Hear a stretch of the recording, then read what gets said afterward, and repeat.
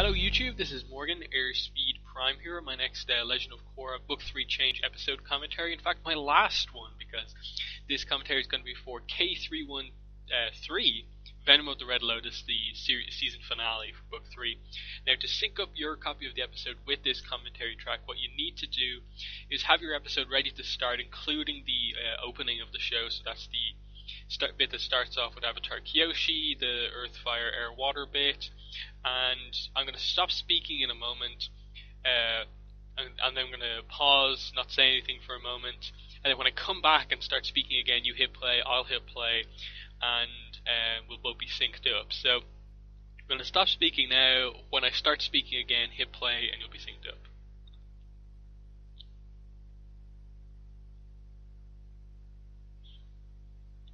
Okay, so here we are with Venom of the Red Lotus, the season finale for Book 3 Change. Again, it's a good season finale. Not my favorite. As you guys probably know, just in general, Book 3 is my favorite book of Korra, but it's still really good, and this is a really dramatic and intense end to this season. There's definitely like some flaws in that, like there are things that this book overall could have done to make it better. But it is very strong still. The Zahir Korra fight is good, if it's maybe not my favorite fight in the series, and there's some really just dramatic moments towards the end. But real great setup going into Book 4 with Korra's injuries. And yeah, we get the reveal straight away at the start of the episode that they're planning to use the poison to cause Korra to go into the Avatar state and then kill her. And it's an interesting reveal that this is the villain's whole goal in kidnapping Korra and not just taking her out straight away. It works in general, but I suppose the problem is just that the villain's issues with Korra more relate to the fact that she's the Avatar rather than Korra specifically. And because Korra hasn't had a real arc of her own this book, it just means that I'm not as invested in the conflict as I perhaps should be. Of course, Korra's the kind of hero character, and I really like her character, so I don't want her to get injured and stuff like that, but it's just one of those things where like it could be so much more intense, and I would almost like it where there was a clever reason for why they want to keep her alive and do something with her that relates more to the Red Lotus as opposed to just, okay, we gotta kill Korra because she is a world leader too. And yeah, one of the only scenes in a couple of episodes with the Airbenders, like pretty much one of the only scenes where Opal as an Airbender talks in this book. And it's disappointing that she's kind of just held captive here and doesn't really get up too much, but I do like that they're kind of setting up that Jinora kind of has some plans. She's going to really showcase how kind of impressive she is now and how worthy she is of being a master at this point in time. But yeah, some really kind of some of the most disturbing kind of imagery stuff, and in Korra, you know, like we get some actual like proper torture scenes. Effectively, just seeing Korra get poisoned and the pain she's in, and some of the shots that focus on her face here are like intense and like hard to watch. How close they get and how detailed the animation gets at points. And you just see the Red Lotus basically getting ready to kill Korra as soon as the Avatar state activates.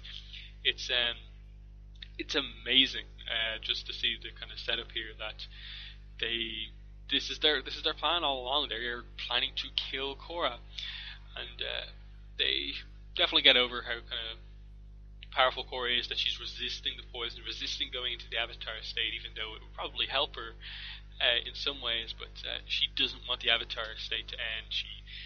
There's definitely a level in her that's like, okay, I've already kind of the past Avatars are gone. I can't let the Avatar cycle overall end.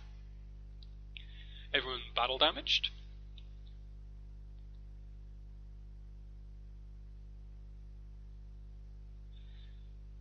And yeah, it's just a lot of people are captured. They're going in. And just we're kind of setting up the fights here. But yeah, back to the torture scene. Interesting location that this happens in, just this kind of a cave with some glowing, glowing the dark crystals, red Lotus symbol, and just Korra struggling to keep out of the Avatar state. This is a really cool scene, actually. I like the. It's set up for book 4 because it's definitely like setting up just in this book already that she remembers the villains that she's fought. She remembers Amon, she remembers Unalak, and she remembers these villains, Vatu. And it's a really cool kind of hallucination scene, even though it's how it's happening. It's happening because she's poisoned is pretty intense. That's a scary look right there. I'm glad they cut away just then, lingering on that face. But here's the plan.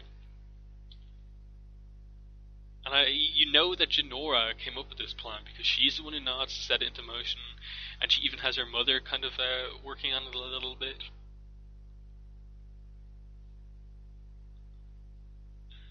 They're not so bad. They're going to give her water, but yeah. Airbending, and Milo gets the keys to Opal. Nice teamwork just between all the airbenders. Just seeing Opal involved in the plan is nice, but I almost wished she had got a chance to, like, she got herself out, she escaped, had a little move, took out one guy, maybe there was a few more people there, and then the others came in, rather than just, she unlocks herself and is immediately at risk from the Red Lotus. Like, they don't even give her a chance to fight back herself. I would like to see Opal do something here, but obviously not. They wanted to give Sue and Asami that moment. Amazing takedown there from Asami. Reunion. Lots of reunions.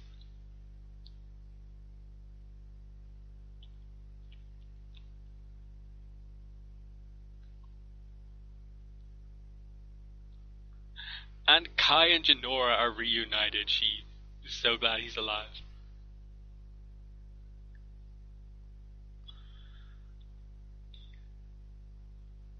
It's such a nice relationship.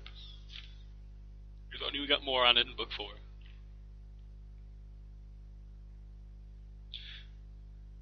You feel great, Boomy, but you don't look great. And Jinora knows exactly where Korra is. She's coming in extremely useful here, knows exactly where Korra is, guiding them to her, really shows her kind of advancement to the plot. But yep, eventually she's overcome, Avatar state happens, and they are about to kill her here. But no, they really underestimate how powerful the Avatar state is. Even poisoned, she can still take them out, basically, nearly. And Mingwa is smashed against the wall. Gazan is nearly killed by his own lava bending. And Zahir just stays back, and eventually he's the one to take on Korra. But yeah, intense moment, the first real proper time we've had, like, Korra in the Avatar state fighting someone, kind of Aang versus Ozai style. So cool moves from Korra. My problem with this fight as we go on is definitely watch Zahir's moves. The problem with this fight is definitely just that Zahir doesn't have any fancy moves, and the fight ends up just being Zahir dodges everything and throws Korra into a mountainside over and over and over again. It's not a very even fight. Admittedly, it's not meant to be, but definitely, all of the cool bending comes from Korra, and the fight is more to show Korra's suffering rather than be a really just strong fight on its own. Yes, it's got amazing choreography throughout, but in terms of fights, there are much better fights in the series, in my opinion. The Korra Unalak fight from last book at the end, I think, is better. Korra versus Tarlok from book 1 is better, and just stuff like that. There's some better fights, but there's still some amazing moves like that. Korra using the chains that she has on her, really strong. Again, more reunions happening here while all this action is happening up in the sky. But because Korra and Zahir are really the only characters who can really fly and move like that, like, no one can really help her. Like, even though Tonraq badly wants to, like, what can they really do? They've got none of the airbenders have gliders. They've only got one bison. There's not a lot of support they can give, and especially with Korra in that that, like the defense mechanism Avatar states, they could be at risk themselves from Korra.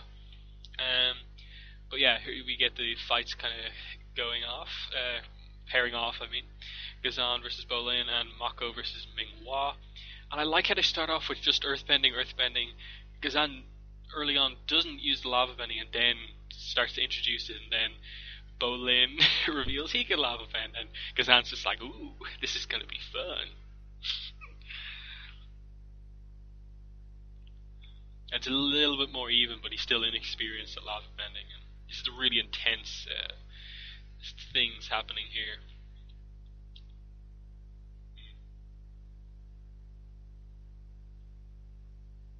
Yep, a lot of maneuvering around here. Korra using her fire flying more than like an airbending ball or something like that. Kind of shows her style that they do that for Korra here. That she kind of, they almost reverse things here, where in like in Avatar: The Last Airbender it was Aang the airbender versus Ozai the firebender.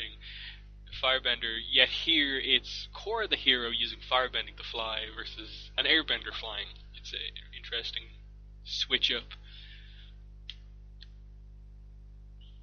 But yeah, it shows how powerful Korra is, and that she's doing all these crazy moves while still suffering from the poison, while struggling with that as well.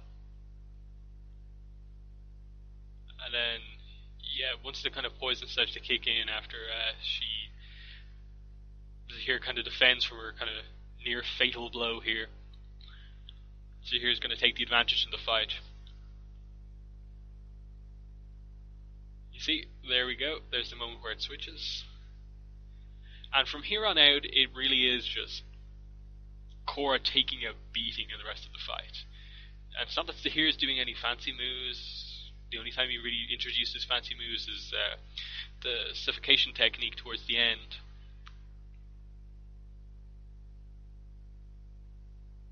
But you definitely are very afraid for Korra throughout this fight. You need to do something, but yeah, that battle is just above most of these guys.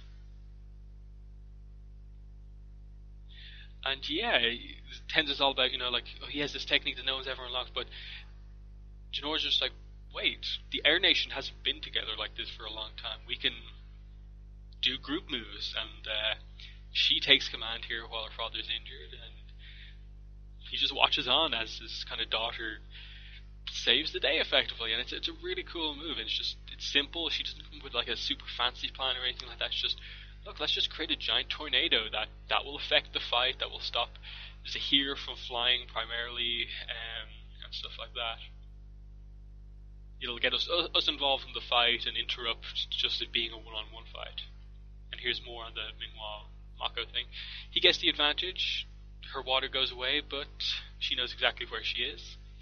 And just the second Mako jumped down here and landed in the pool of water, and was like, oh no, are they going to kill Mako here? And especially when you see the octopus form thing, it's just like, no. Running away, crazy waterbending coming at him, but then I completely called this during the predictions early on in the book when they seemed to be pairing Mako and Ming-Hua off as a fight, that he was going to use lightning bending to kind of take her out because of the water connected to her arms, to her body, and stuff like that. So I definitely called that one.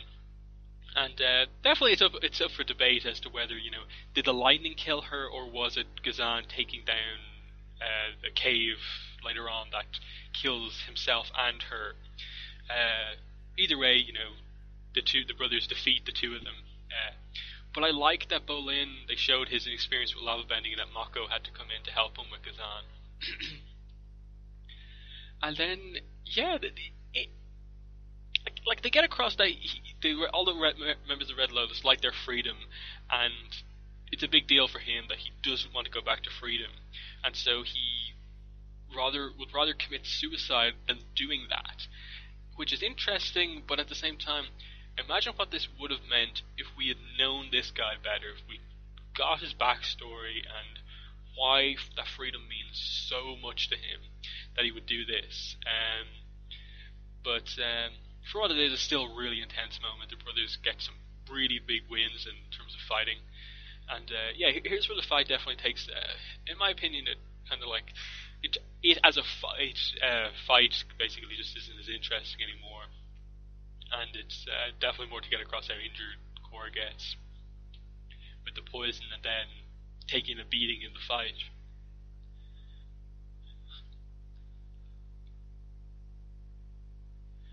And here we go. This is a moment that they kind of knew that they probably had to use this in book 4 because of Korra's arc there, and they knew they had to completely nail this scene to get across how kind of traumatic it would be for Korra to actually see again. And she's about to get suffocated like Earth Queen Hu Ting when suddenly the giant tornado that they started to form earlier on begins to suck him in. And obviously he can't keep his technique going under such crazy airbending powers. Yeah, the two of them get sucked in. Jinora guiding the whirlwind in the middle, that's really kind of cool moment for her. And then he's trying to fly, but with her, he can't get away, and it's just a really cool move where this is the guy who also became an airbender, just like these other people, but he decided to go down his own path, not join the airbenders, do his own thing, and use them as kind of bait, threatening to kill them just to get Korra. And yeah, you just see the kind of karma come back and bite him, where he has to let go of Korra just to escape himself, but Korra gets her final big moment in. She is involved in the final moments of this fight, grabs him and just smashes him into the ground. No bending move there, just grab him with a chain, bring him down, smash him to the ground.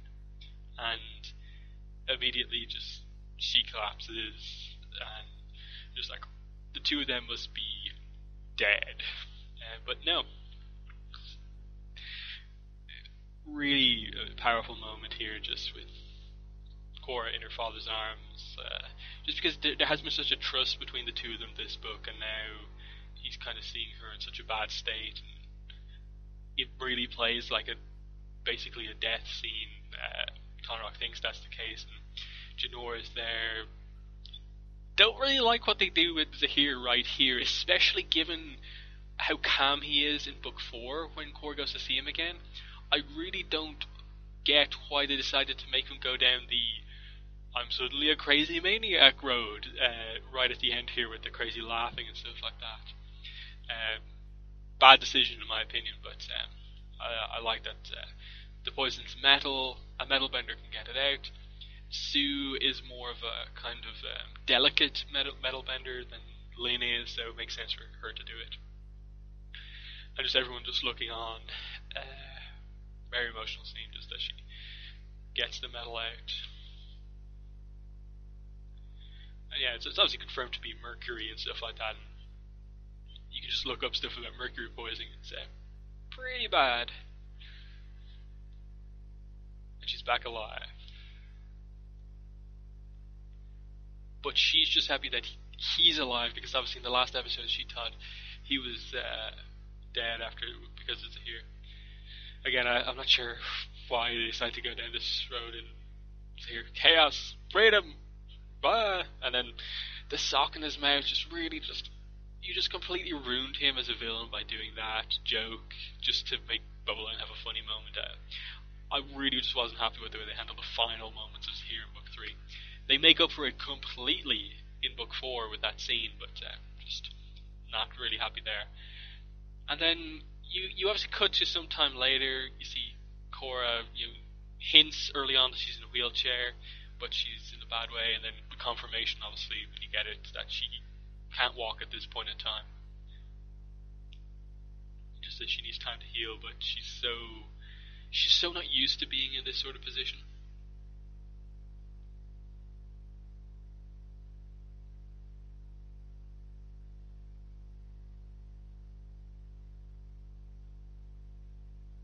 And then it's just a mention of Jinora that makes her kind of try to be a bit more happy and stuff like that.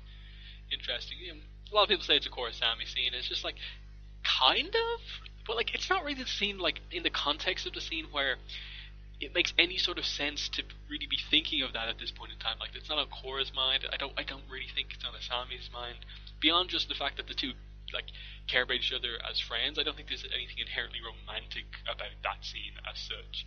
Nothing that, say, Senna being in that position instead of Asami like would have changed to make it look weird if it was her mother saying those things to her or anything like that. Raiko finally having a little bit of respect for Korra, and then the one thing to give Korra a little bit of a smile in the finale is being around the air kids, who are really kind of treated almost like her kind of like a brother and sisters.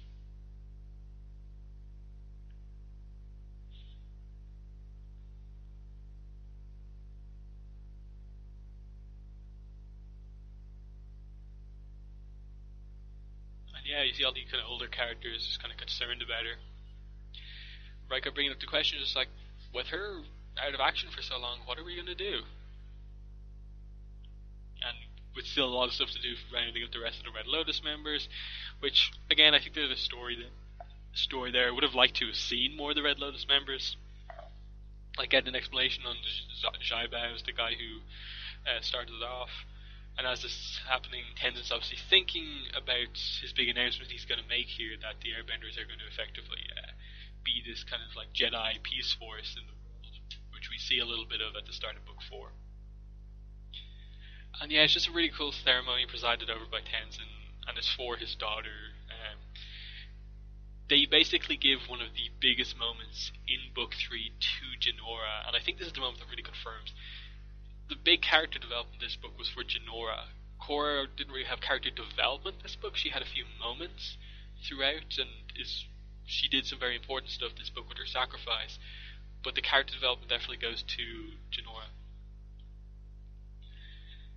She put everything on the line to protect the Airbenders, because that's something Aang would have always wanted, and it's something that as the Avatar would bring balance to the world. It's a really strong moment to see, and especially just seeing some of these Airbenders that we've met over the course of this book. You see Daw there, Otaku, Kai, and stuff like that in the background. That we saw these guys train a little bit, and they're now at the ceremony honouring a new Master Airbender. And Tenzin confirming to Korra that we're going to do this. And I think I definitely thought at this moment that they were kind of going down the road where Tenzin almost made Korra feel a little bit bad that she wasn't needed anymore, when it was more a personal thing to Korra going into Book 4. But really strong moment here, seeing Jinora with her tattoos, and the way they do this ceremony with the airbending of the smoke and stuff like that, and especially the music as well.